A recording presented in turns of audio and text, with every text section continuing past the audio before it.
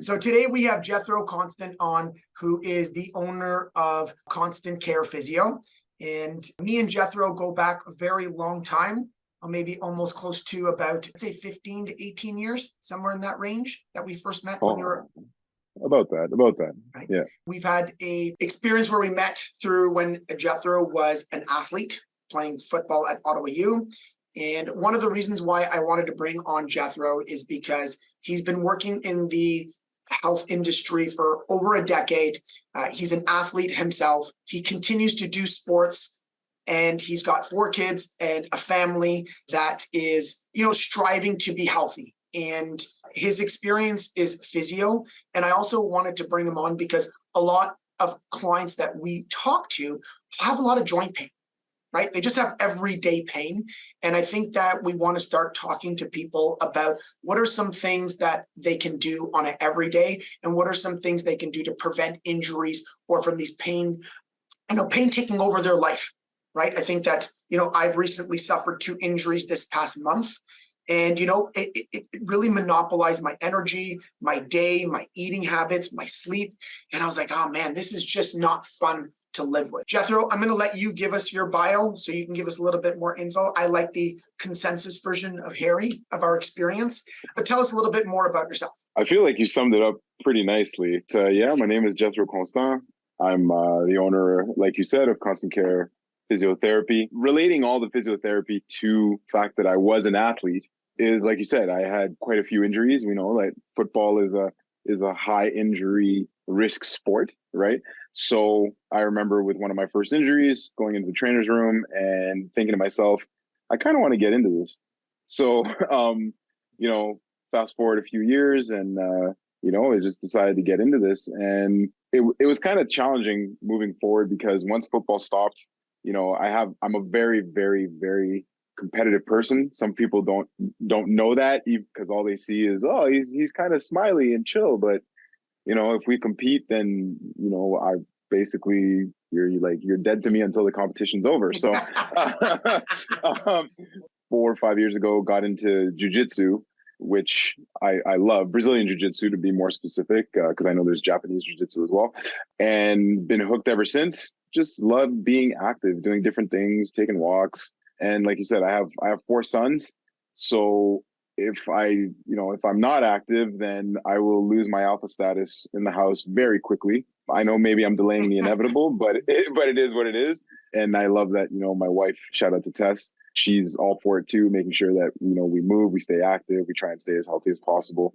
And it relates well with what I do. So you have the real world, you basically have gone through injuries yourself. You have the real world experience. And as I always say, we're no different than anybody else in terms of trying to put pieces of the puzzle together to live an active, long, healthy lifestyle, right? And exactly. Me and you have very similar, right? I just played rugby. We wear no padding, so just so we can make that as a statement, rugby players wear no padding. But then I got into the Brazilian Jiu-jitsu world as well. I can agree to like having the competition and still liking that physical fitness. It's a definitely important part. Now, did you get your kids doing it with you? They started doing a little bit of it there, but they're actually going to start up again next week. Actually, we found a spot near our place. Nice. And the thing is too, like I find for kids, I feel like all kids should do martial arts. 100%. But especially something like Brazilian Jiu-jitsu, because I find that kids have a lot of trouble with accountability and taking responsibility. And when you put them in a team sport, it's fantastic for the social aspect of things, but it's very easy for, if you're playing a soccer game or a football game, and it's very easy for a kid to say, oh, well, we won or we lost, but it wasn't my fault. It was this guy's fault. It was that guy's fault. When you're in a competition where it's one-on-one, like jiu-jitsu, it's just the 2 of you. You might have a coach that might give you some tips on the outside, but it's one-on-one. So you live by the sword or you die by the sword. You know what I mean? So I find it teaches kids, okay, I have a responsibility where I have to take care of what I can control. And I feel like that translates to, daily life, but in addition to, athletics in general. But I will say this to you, Harry, fun fact.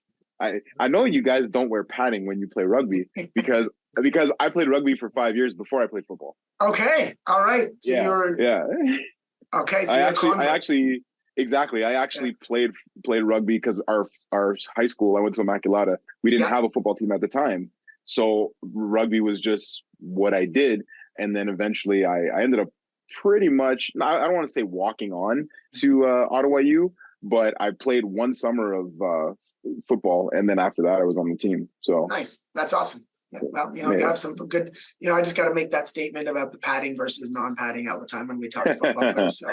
So, Oh yes, sir. Yes, sir. so in terms of, let's ask some questions now, health related. Sure. What I really want to ask you is, obviously you've been working with athletes, you've worked with general population, right? So we're going to talk more about that. I like to say that 35 to 55-year-old general population, right? That's the era of me and you. That's our kind of age that we're in. What are some of the common injuries that you see come in from that age group? Let's just say males, and then we'll do females after. So is there a common injury that you see, maybe one or three that you commonly see from that age group? The first one that comes to mind right away, I'll speak for the, like you said, for the females and the males and so on and so forth. For the ladies, one of the biggest I see is shoulder, neck, and low back. Shoulder, neck, and low back. Now, for women, the reality is women and men are built differently in the sense that, some of the, and like you said, 35 to 55. So some women have had children, some women have breastfed, some women have breastfed, but also work, a desk job, right? So one of the reasons I see a lot of neck and shoulder injuries and pain is because of the fact that, the natural progression of life already messes with a woman's posture, right? Like men don't have breasts, for example, right? We don't have anything weighing us down in the front. So our shoulders don't pull forward.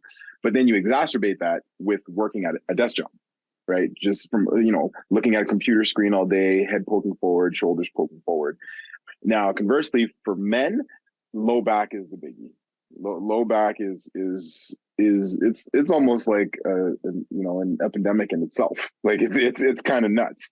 I do see some shoulder with men, but a lot of times with men, the shoulder issues tend to be something like more of a traumatic event, like something happened, whether it's a fall, whether it's recreational sports, because they forget that they're 55, not 25. Come on.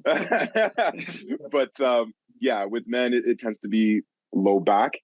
Again, in my experience, again, a lot of it has to do with sitting.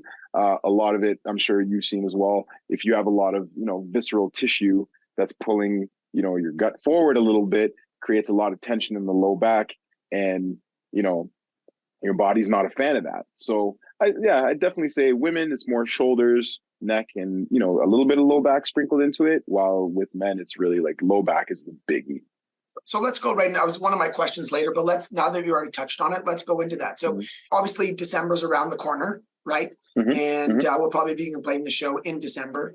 And so, when we talk about girth and pain management, right? And you just said something there about if the visceral fat within the belly area or anywhere on the body starts to increase, what does that do? Because in this month of December, we are going to see people who are going to gain, I think the average is about 5 to 8 pounds over December.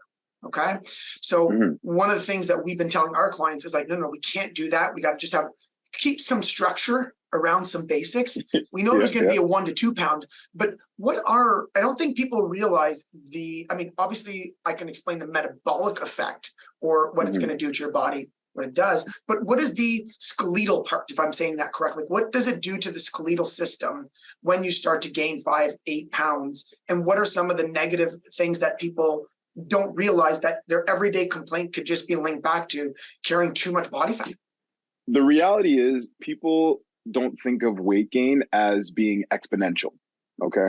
What I mean by that is they think that a lot of people think that, okay, I put on 5 pounds. Well, the reality is for weight bearing joints, and what I mean by weight bearing joints, it means that like when you're standing, the joints that are going to take on the weight. So low back, hips, knees, ankles, right? A little, not so much like the elbows, the shoulders, things like that. Not so much there. However, when I say exponential, what I mean is for every pound that you put on in terms of quote unquote excess weight, the pressure felt in the joints is 3 to 4-fold. So wow. if you put on let's just say you put on 1 pound, the amount of pressure on the joints is equivalent to 3 to 4 pounds, right? So like you just said, if someone puts on, let's just say I've done it in the past. We've all done it. We've all done it, but let's just take the extreme and of you mentioned 5 to 8 pounds. So let's take the extreme of 8 pounds. If you put on 8 pounds, you may potentially have a joint pressure increase of not 8 pounds, but actually 32 pounds. Wow. Right. So that's why whenever, you'll see like social experiments on TV, right? When they say, oh, men don't know what it's like to be pregnant. And then they take like a 10 or a 15 pound belly and they put it on the man. And he's like, oh my God, I'm dying. You would think that just putting 10 to 15 pounds shouldn't be a big deal. But now we know that 10 to 15 pounds is actually 30 to 45 pounds. If I did the math correctly, 30 to 60 pounds. If you look at the math. So something as simple as putting even 5 pounds on can potentially have your joints feeling like you've actually put 20 pounds on. Now, have you had that feedback? So in your experience of working with people, that you've seen someone you've worked with, and let's say they're overweight by 15 to 20 pounds. And, obviously I know you're a 360 guy, like you're a real coach who really wants to help people. You might say, hey, like, if you probably, a lot of these concerns that you're coming in with could just be, diet, lifestyle related, because it's showing up in your pain management. If you lose 10 to 15 pounds, you might do it. Now, have you had people come in and say to you, hey, you've seen and witnessed, they've lost 10 to 15 pounds and literally their pain management issues, maybe not disappear, but definitely go lower in severity. Have you seen that? Do you see that more and more in your practice? Yes, absolutely. Absolutely. Like 100% of the time. There's other factors that we'll talk about, down the road, but a lot of people, like, because some of these people, like if someone's getting like a knee replacement or something like that, I'm going to be with them for a while. Right. So like, I work very closely with Dr. Chris Rayner at Human 2.0. So if I get he has the surgery with them. So the surgery, let's say it's 2 to 3 hours, but then after that, I'm with the person for the next 2 to 4 to 6 months. So I they definitely do see the difference, because yes, the physio will help to a certain extent, but when they start to lean out as well, they will definitely say like, hey, like this, it feels lighter. It doesn't feel as tense in the joint, as much as it's getting lubricated. They can actually feel a tangible difference when they lean out, even if it's just a few pounds, like we just said, like even if it's 3 pounds, 4 pounds, 5 pounds, and it's consistent, it's not just like you went on a bender on the weekend and you lost, 3 pounds or anything like that. So whenever they feel that consistent alleviating of pressure on the joint because they lost 3, 5, 10 pounds, they definitely mention it. They're like, oh man, this feels so much lighter, since I've changed up my diet and so on and so forth. And again, I'm not the diet expert. I just say, because sometimes you will get that pushback where they're like, hey, I don't know how to lose this weight and so on and so forth. And what I tell them, and I'm like, hey, listen, I have a bit of a background in that, but hey, I'm going to refer you to someone who does, or if you have someone you're comfortable with, whatever. Because as you know, I've definitely been like, hey, I got someone for you. So you know what I mean? So let's switch over to the opposite, right? So obviously if there's fat mass that grows, we know that you're telling us basically there's a negative response to the body, right? Now, what about the opposite? So if someone gains muscle, right? Because sometimes people are like, I don't want to look bulky or anything like that. And you and I can both reiter to them that it's very hard to put on muscle. But, if someone does put on, so let's say someone comes in and they're, 15 pounds, 10 pounds overweight, and then they start lifting weights, right? What are some of the benefits that weightlifting will do? So let's start with the basics. What are some of the benefits weightlifting will do for their pain management? Right. And then what will that muscle translate to in terms of, does it have the same effect as that 5 pounds of visceral fat, or does it have a different effect on the body? It definitely has a different effect. Number one, if you're doing exercise and you're lifting weights, that means you're moving. So your joint is well lubricated, right? Depending on what you're moving, your joints are going to be well oiled up. which means that you're less likely to just have pressure in one place, right? Because you're moving around. Now, the other thing about muscle is that muscle, as you and I both know, it's essentially a fat burner, right? So if you're putting on muscle, you're going to put on the right type of muscle in that sense. Now, the other thing is, from a structural standpoint, let's think about this. Your muscle comes on, the way it comes on, it will stimulate bone growth, right? It will stimulate bone growth. So because there's osteoblasts and there's osteoclasts, right? So your don't quote me on this, but osteoblasts, I believe, are the ones that stimulate bone growth, right? And then you have your osteoclasts, or maybe the other way around. I think it's the other way. Yeah. So osteoclasts will add more bone, whereas osteoblasts will do the opposite.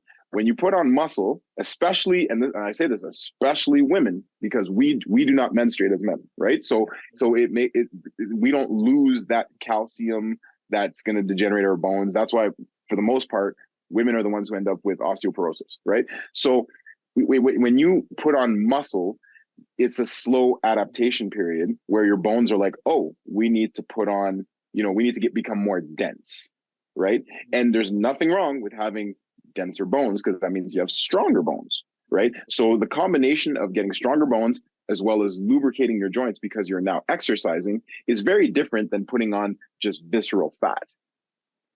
And when you're talking about exercise, are you talking about like body weight? Are you talking about running? Are you talking about lifting weights? What have you seen in your experience be one of the best things to help clients alleviate pain management? Is it, obviously there's progression from body weight to weight, but would you say it's weight or cardio? What would you say has been something that you've seen saying, hey, 80% of the time, if clients do this, we see a better result? This is going to sound like an oversimplification, but move. Sure. That's it. Just move. What I mean by that is not sitting at your desk for 2 hours, not sitting at your desk for 3 hours. When I say move, it could be walking, dancing, yoga, strength training. It doesn't matter. Cycling, walking on a treadmill while you're doing your work, because some people have standing desks with a treadmill underneath. It's simply moving. Because I say this to my patients all the time. The human body is inherently lazy. It will do whatever you tell it to do. So if you don't move, your body will physically adapt to the fact that you do not move. That's why things get stiff when you sit a lot, right? Because your body's just going, well, we don't need these muscles because we stay in this position all the time. So as soon as I tell people, hey, just start taking walks. And it starts off as simple as, because sometimes you can deal with someone who has significant limitations with their health, right? I literally tell them, hey, during the day, if you happen to be working from home or you're working in the office, if you're working in the office, for example, don't send an email. Walk to the person. Okay. If you're working from home, drink a ton of water. It's going to force you to pee. So you're going to have to get up. Right. So you're just constantly taking breaks. You're just constantly moving. Oh, you go outside if you can, take a walk. If you know that if you walk a certain distance, you're going to feel exhausted, start off walking a quarter of that and then come back. Then later on, walk half of that and then come back. It's just like you said, it's about slow progression, and something as simple as walking is going to do you a world of good. Now, there's some nuance when it comes to the discussion of jogging and running and so on and so forth, because depending on your body type and so on and so forth, you're also going to beat up on your joints a little bit as well, right? Because that's just the mechanics of running. But again, you're still moving. So I'm not going to say don't do that. I'm just going to say move in some way, shape, or form. I even see some people, they get up and they just dance to a song for a minute, 30 seconds. Awesome. Good. That's perfect. So you're saying some form of movement every day. Doesn't make a difference what you do. Just make sure you do it every day as many times as possible. That's going to help with prevention of injury, strengthen your bones, and make sure that your joints stay lubricated to make sure that you are going to prevent injury from happening. Right? Exactly. Now, I will say that with a caveat, though, because I was having a conversation with my wife the other day, and I was trying to differentiate between people who move a lot during the day naturally versus people who move with a purpose, right? Like if you're for your job moving around, that's one thing. It's better than not moving at all, for sure. But if you're able to move purposefully, and what I mean by that is outside of the realm of work, moving and, you know, going to take a walk, doing some exercise, doing some yoga, things like that, it's even more beneficial. Part of me feels like, because when you're doing purposeful exercise, at that point, there's a bit less in terms of, I guess you could say, almost like a cortisol, right? Because there's still a stress hormone that's affecting you while you're at work. So you're moving around, but the cortisol levels are still there. When you're doing purposeful exercise or purposeful movement, you're doing it for yourself. So there's less of that stress element added to it. So you can really get the full benefits of it. We hear that a lot from clients. Clients always say, how am I going to meditate? How am I going to work out? How am I going to go for a walk? I'm like, you can meditate and work out just by being, like, you can do a workout and meditate just because you're alone, calming of the brain, breathing. You know, it could be you take a 15-minute walk, that you could try to do a little bit of meditation, just listen to something calm. You know, it definitely, you can do purposeful exercise and lower cortisol. Whereas when you're at work, there's obviously the cortisol and all the time management skills that come with it. But yes, it's you can definitely do multiple things at a time in a purposeful way that doesn't need to make sure that you have 5 hours a day to do like a morning routine. Yes, exactly. So in regards to exercises, what are some of your favorite exercises to recommend to someone like us? Let's just say, so now we're dealing with that, you know, 40-year-old to 50-year-old male or female who does a sport. What are one or two exercises that you have seen really promote, let's say, structural balance or prevent injury? Like, what is one or two things that our clients or people that are listening can take away from this? Like, hey, maybe I should take into consideration these two exercises. Walking's the best one. Walking's the best one. If you can even incorporate, you know, taking a nature walk, that's even better. You know, we live in Ottawa, so there's quite a few paths that you can, you know, go to if you have the chance, or parks that are around the house and so on and so forth. But walking is a biggie.